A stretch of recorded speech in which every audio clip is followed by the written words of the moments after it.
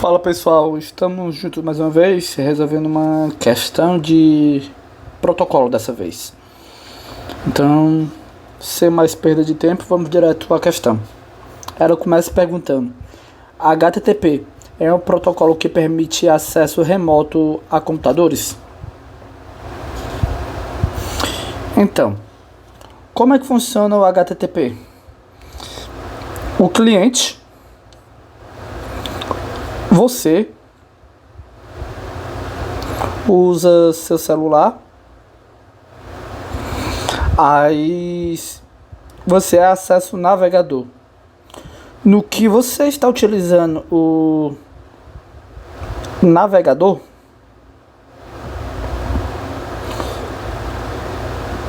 para a internet, o navegador é igual ao user, ao usuário. Então, todo esse conjunto é o conjunto cliente, tá certo? Então, o cliente acessa a internet. Não você especificamente, você está no mundo físico, real. Mas você na pessoa do navegador. O navegador acessa a internet, faz uma requisição ao servidor. Nesse nível de tecnologia, é justamente o navegador quem faz a requisição ao servidor e o servidor vai responder. Aí ele responde de acordo com a requisição, né? Ele responde ao navegador e o navegador, servidor, cliente. Por isso que a arquitetura, cliente-servidor. Aí ele vai lá e responde ao navegador e você, como usuário do navegador, vai receber a informação já em alto nível, tudo devidamente decodificada. Agora, pessoal, percebam que nisso que a gente falou, em momento nenhum a gente falou de acesso remoto. O que é acesso remoto? Acesso remoto é quando tem um indivíduo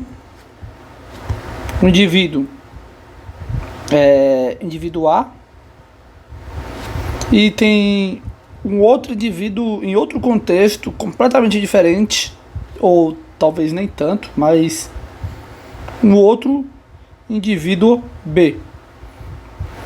Aí pode ser utilizado em vários contextos, mas aí quando o A consegue controlar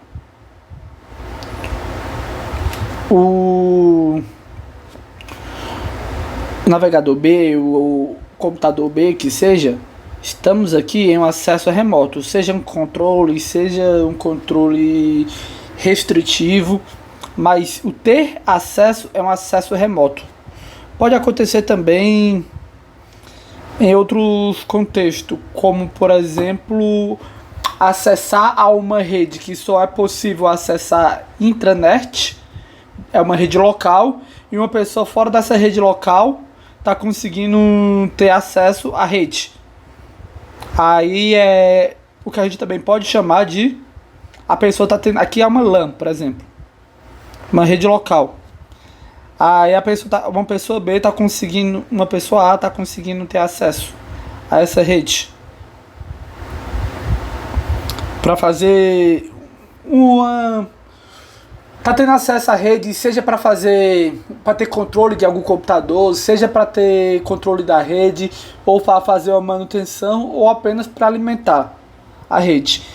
A rede é local, mas a pessoa está fora da rede local, está em outro contexto. Então nós temos o que chamamos de acesso remoto. Entendido? Perceba que para isso não é utilizado não é a essência do protocolo HTTP. O HTTP está mais preocupado em fazer essa requisição de cliente para servidor. Por isso que a gente fala que a primeira está errada. Então, onde tem primeira, a gente já coloca como errada. Vamos agora para falso. Vamos agora para o DNS. DNS é o protocolo usado para leitura de mensagens dentro do servidor, sem a necessidade de transferência para o computador. A gente já comentou em outra aula sobre o IMAP, o POP3, SMTP. Qual é a característica deles? De maneira bem rápida. Por que eu estou falando deles? POP3. Por que eu estou falando deles? Porque são os protocolos de acesso a e-mail, que são para leituras de mensagem. São um dos três. Seja para o envio, recebimento, leitura. Tá certo? Falei certo? Deixa eu ver. O POP3 é o responsável justamente por baixar os arquivos. O IMAP, ele lê diretamente do servidor, mas ele não faz o download. Já o SMTP não, na verdade o SMTP é o... Enquanto o POP3 baixa, pronto, vou fazer assim, o POP3 baixa. Esse aqui, ele mantém no servidor. Já o IMAP, ele tem uma sincronização. Via de regra, ele não está preocupado em baixar, ele deixa sincronizado com o servidor. Certo? Eles são os responsáveis para mensagem. Já o que faz o DNS? Quando você escreve www.algo.com, é muito conveniente para você escrever algo, em vez de sair colocando numerações. Sei lá, 128, enfim. Em vez de você colocar o código em específico, é muito do IP ali que dá acesso, é mais conveniente você colocar o nome.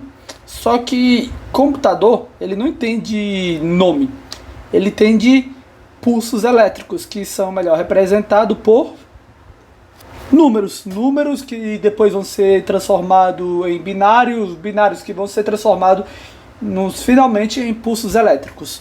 Então, quem é o responsável por fazer justamente essa transformação, de transformar nomes em IP? DNS. Nome em IP. Quem faz isso é o Dynamic Name System. Então, bora ler aqui a pergunta agora. O DNS é o protocolo utilizado para leituras de mensagem? A gente já viu que não. Quem são os três responsáveis de leitura dentro de um sistema sem a necessidade de transferência para o computador do usuário? Esse aqui, ó, sem a necessidade de transferência para o computador do usuário, é o IMAP. IMAP. O SMTP ele deixa no servidor, o POP ele baixa e o IMAP ele procura a sincronização. Então não tem nada a ver. Por isso que aonde tem dois a gente marca falso, deixando somente por eliminação o item D. Vou passar aqui uma borracha para que a gente possa responder aqui a terceira. Certo? Continuando aqui a terceira. O RAP, o RAP, é o protocolo que converte o endereço MAC, também chamado de endereço físico, em IP lógico.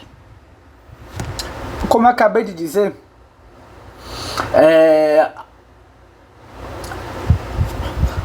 os computadores, as máquinas trabalham justamente com a numeração IP.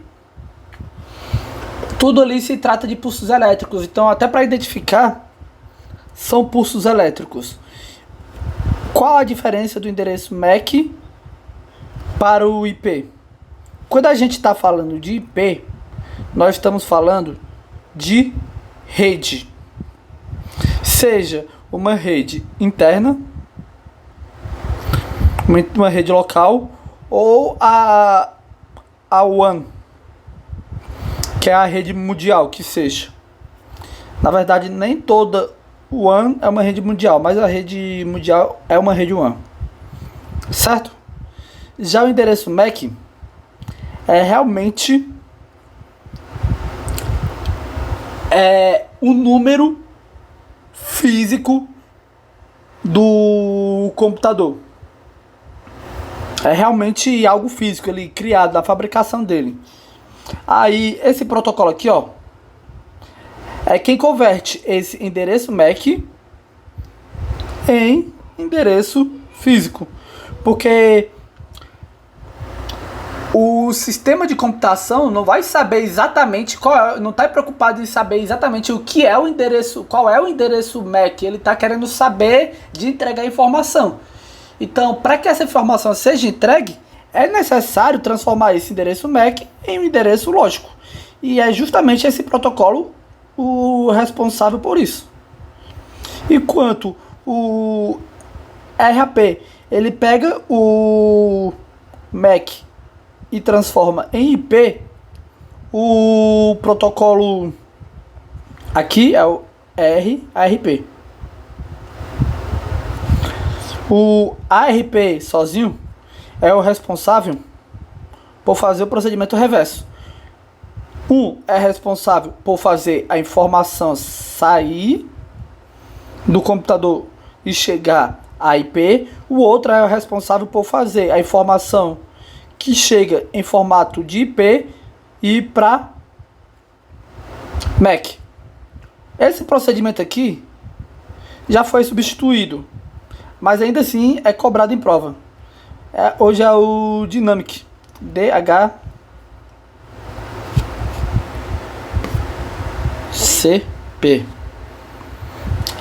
Se à medida que foi crescendo a necessidade de fazer mais procedimentos RARP, transformar endereços MAC em IP, porque hoje em dia, poxa, tem televisão que precisa ser transformada, ter o seu endereço MAC transformado em IP, TV, geladeira, relógios,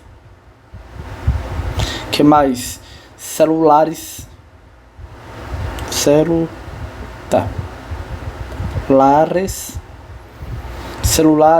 PC, notebook, tablets.